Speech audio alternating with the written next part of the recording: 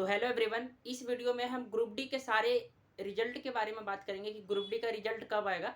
एक नोटिफिकेशन के अनुसार पता चला था राकेश सर का वीडियो में कि ग्रुप डी का जो रिजल्ट है वो पहला सप्ताह में आ जाएगा। आज हो गया 7 तारीख, अभी तक ग्रुप डी का कोई भी रिजल्ट का नोटिफिकेशन या फिर किसी प्रकार से कोई भी वीडियो नहीं आया है। देखो मैं बताता हूँ कि ये जो वैकेंसी है इसमें कितना कितना क्या क्या हुआ है।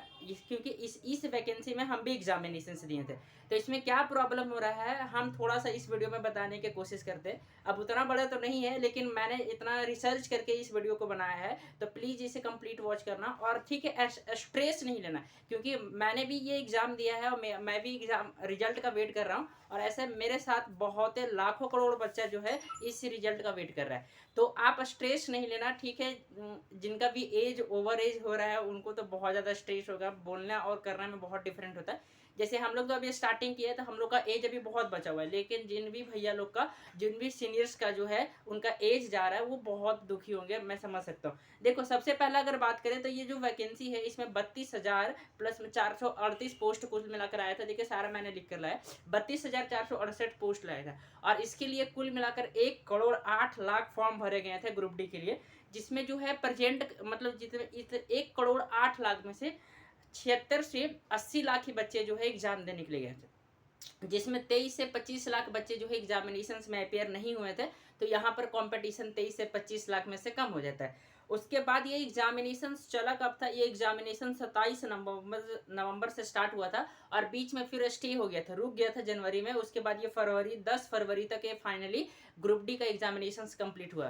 फिर कुछ दिन वेट किया गया, तो उसके बाद 17 से 23 फरवरी के बीच में जो है इसका जो नोटिफिकेशन आंसर की आया, और उस आंसर की के माध्यम से सभी ने अपना अपना जो है चेक किया कि मेरा कितना नंबर आया है और मेरा कौन सा बोर्ड है और उस अनुसार कट ऑफ क्या जाना चाहिए।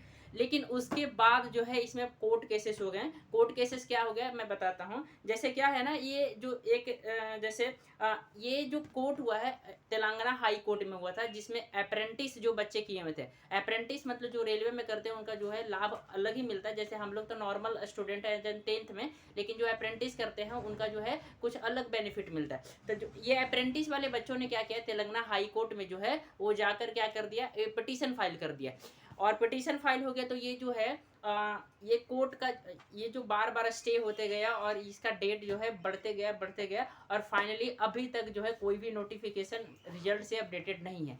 जब तक इसका रिजल्ट नहीं आएगा, जब तक कोर्ट जो है इसको कुछ अप्रूव नहीं करेगा, आगे पीईटी के जो सिलेक्शन प्रोसेस है वो बिल्कुल नहीं होगा, मेडिकल नहीं होगा और किसी प्रकार से नहीं होगा। और ग्रुप डी इतना बड़ा एग्जामिनेशन है, आप समझ नहीं सकते हो। 1 करोड़ जहाँ अगर फॉर्म गिरते तो सोच लो आप कितना बड़ा एग्जामिनेशन है और इसमें इसका कितना लंबा प्रोसेस है। लेकिन ये जो कोर्ट है, ये जो कोर्ट केसेस में बार बार ये बच्चों को लूप में फंसाया जा रहा है, ये बहुत मुश्किल है। तो ये सारी चीज़ें हुई। अगर देखिए और एक चीज़ और, जो भी वैकेंसी ये 22,000 वाला आया था, जब तक ये क्लियर नहीं होगा 22,000 वाली वैकेंसी भरा नहीं जाएगा। आपको पता है क्योंकि क्या होता है, एक सिलेक्शन प्रोसेस होता है। पहले एग्जाम के बाद पीईटी के बाद मेडिकल और मेडिकल के बाद जो डीवी के बाद फाइनल सिलेक्शन में लिस्ट में नाम आता है, तभी सिलेक्शन होता है। और ये एक लंबा प्रोसेस होता है, ठीक है। किसी भी एग्जाम की ये एक लंबा प्रोसेस होता है और जब तक ये एग्जामिनेशन प्रोसेस कंप्लीट नहीं होगा तो आप भूल जाओ कि आगे वाला एग्जामिनेशन नहीं होगा। जैसे 22,000 वाले जो वैकेंसी आया है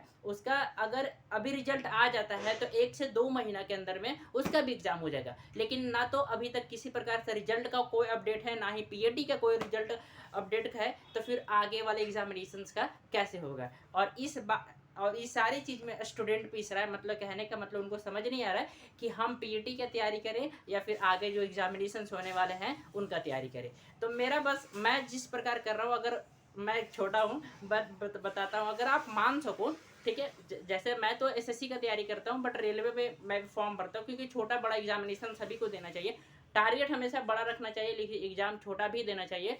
आपको पता नहीं है कि आपका कब कहाँ पर क्या लग जाएगा, ठीक है। तो उस कारण से हमेशा देते रहना चाहिए। तो सबसे पहले एक मैं छोटा हूँ तो मैं आपको बता रहा हूँ, आप ना इसके साथ साथ कोई और दूसरे एग्जामिनेशन से देना स्टार्ट करो। अगर आपका इंग्लिश बढ़िया है तो आप एसएससी के फील्ड में आओ, क्योंकि एसएससी क्या कर रही है, हर टाइम टू टाइम वैकेंसी निकालती है और उसको अच्छे से फिल भी करती है। भले एसएससी एमटीएस का वैकेंसी अभी तक नहीं आया, हर बोर्ड में कुछ ना कुछ ऐसा रिजल्ट का अपडेट कर ही देता है कि दिक्कत होते हैं स्टूडेंट को। तो फिर भी अगर आप ग्रुप डी के अलावा जैसे एनटीपीसी अंडर ग्रेजुएट हो गया, एनटीपीसी ग्रेजुएट लेवल हो, ये सारे फॉर्म, क्योंकि ये सारा क्या है ना, ये एकदम सिस्टम से चलता है। मतलब पहले अच्छे से एग्जाम होगा, फिर CBT 2 होगा, फिर उसके बाद टाइपिंग टेस्ट होगा। ये सारे अच्छे एग्जामिनेशन होते हैं, क्योंकि रेलवे का सबसे बड़ा एग्जामिनेशन मैं NTPC को मानता हूँ एज एन जो है पोस्ट लेवल का, मतलब उसमें बहुत अच्छे अच्छे पोस्ट है, ठीक है। वो हायर लेवल के एग्जामिनेशन है, जैसे ALP का है, हायर लेवल के एग्जामिनेशन है।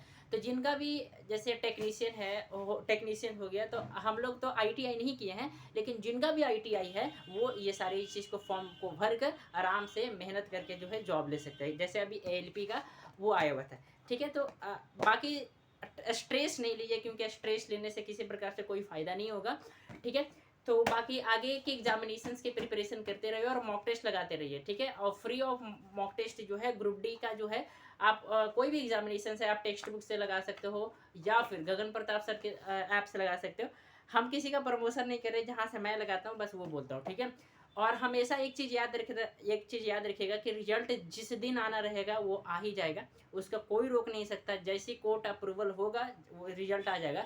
लेकिन अभी भी मेहनत करना स्टार्ट कर दीजिए आगे वाले वैकेंसी के लिए। मतलब जो 22,000 वाले वैकेंसी है, उसमें रोज़ मॉक टेस्ट दीजिए कि कितना मेरा स्कोर आ रहा है, मेरा कितना सब्जेक्ट में वीक हो रहा है, मुझे किस पार्ट पे ज़्यादा ध्यान देने की आवश्यकता है, उस पर ध्यान देते रहिए। अगर भगवान न करे, अगर जिस भी बच्चे का स्टूडेंट का इसमें सिलेक्शन नहीं हुआ, अगर अभी वो बेचारे जो है कोर्ट केस के पीछे पड़ जाएगा, तो उनका आगे वाले में भी सिलेक्शन नहीं हो पाएगा। क्योंकि आपको पता है कि 22,000 में भी बहुत सारे वैकेंसी में जो है, आप सोचो कि जैसे हम भी पिछले बार भरे थे, इस बार भी पिछली बार भरे, तो सोचो कितना ज़्यादा वैकेंसी में जो है नंबर ऑफ फॉर्म गिर जाएंगे। पिछले वाले जितने भी स्टूडेंट हैं, मुझे लगता है ऑलमोस्ट सारे स्टूडेंट डाले होंगे, क्योंकि आपको पता है कि जब कोर्ट केस या फिर किसी प्रकार से इशू चलता है, तो सभी को डर लगता है कि पता नहीं ये फाइनल होगा कि नहीं होगा। उस कारण से है दूसरे एग्जामिनेशन में भी ये फॉर्म भर देते हैं, जिसके कारण जो है नंबर ऑफ वैकेंसी और भी ज़्यादा बढ़ जाता है, नंबर ऑफ पोस्ट में जो है कमी आ जाता है, और कंपटीशन जो है बहुत बहुत बहुत लेवल का हो जाता है। तो सोच सकते हो। मेरा बस इस वीडियो का पर्पस यही था कि आप जो है कैसे बस अच्छे तरीके से अपने प्रिपरेशंस को ध्यान दें, ठीक है। स्टे आते रहेंगे, लेकिन आप अपना एकदम फोकस एंड माइंड से पढ़ाई करते रहे। Thank you everyone. ये वीडियो का पर्पस बस इतना ही था। मेरा वीडियो पसंद आए तो प्लीज़ लाइक एंड सब्सक्राइब कर देना। मैं एक छोटे भाई की तरह एक छोटा जो हूँ, बट आपको गाइड करता हूँ, ठीक है। क्योंकि मैंने वो जिया है, लाइफ में जिया है, और भी जी भी रहा हूँ। मैंने स्टार्टिंग किया है तो उसको कंप्लीट भी करूँगा। प्लीज़ लाइक एंड सब्सक्राइब करना, और एक छोटे से भाई के समझ के लाइक एंड सब्सक्राइब करना। Thank you everyone, thanks a lot.